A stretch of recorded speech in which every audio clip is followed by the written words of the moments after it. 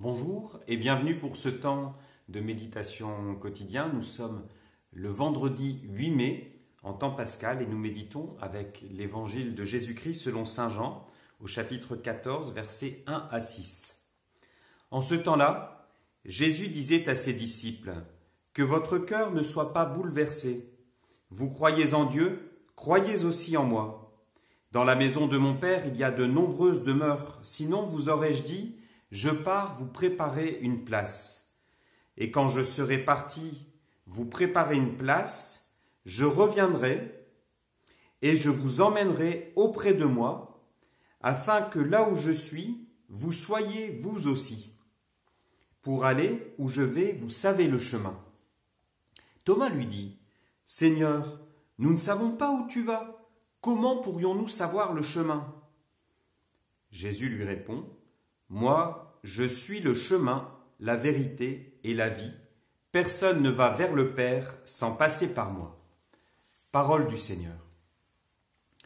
Ce texte se situe au moment du discours des adieux, au Cénacle, où Jésus a réuni ses apôtres et on entend la réaction de Thomas, sans doute avec un brin d'agacement sur ce que dit Jésus, qui parle de son départ, avec des propos très positifs en disant « je pars vous préparer une place ». Or il s'agit de sa mort, son arrestation et sa mort à Jérusalem. Et donc il y a un contexte qui est dramatique. Et Thomas, lui, il s'en tient à ce qui est concret, ce qu'il voit dans l'immédiat. Et donc les mots de Jésus sur la vie après la mort, sur l'éternité de Dieu à laquelle il nous prépare, ça ne touche pas son cœur, ça n'entre pas en lui. Il reste complètement hermétique à cela et en cela, souvent nous le rejoignons, nous participons à cette même attitude où même si on l'entend intellectuellement, ça a du mal à entrer en nous et on a du mal à saisir ce que Jésus veut nous dire. Or, Jésus répond, non pas avec un propos théorique, philosophique ou même théologique sur la vie après la mort. Il parle de sa personne. Il dit « Je suis le chemin, la vérité et la vie ».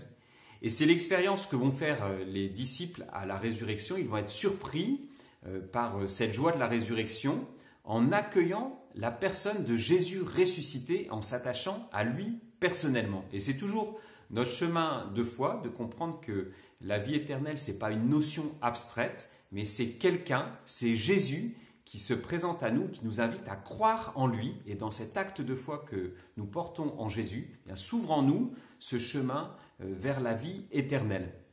Et quand Jésus dit « Je suis le chemin, la vérité et la vie », il dit aussi que sa manière de vivre, sa relation avec son Père, c'est ça notre chemin pour aller vers Dieu. Donc il ne suffit pas seulement de penser à Jésus, de l'accueillir et de croire en lui, mais il faut aussi dans notre vie suivre le chemin de Jésus dans toutes les dimensions concrètes de notre vie, le chemin de sa prière, le chemin de son attention aux pauvres et aux petits, le chemin de sa communion et de sa joie en Dieu. Alors demandons dans ce temps pascal de continuer notre chemin de vie avec Jésus en nous attachant fermement à lui, en croyant en lui, mais aussi dans les gestes concrets quotidiens de la vie quotidienne, en restant sur ce chemin du Christ, ce chemin de l'Évangile, ce chemin de l'amour de Dieu et du prochain.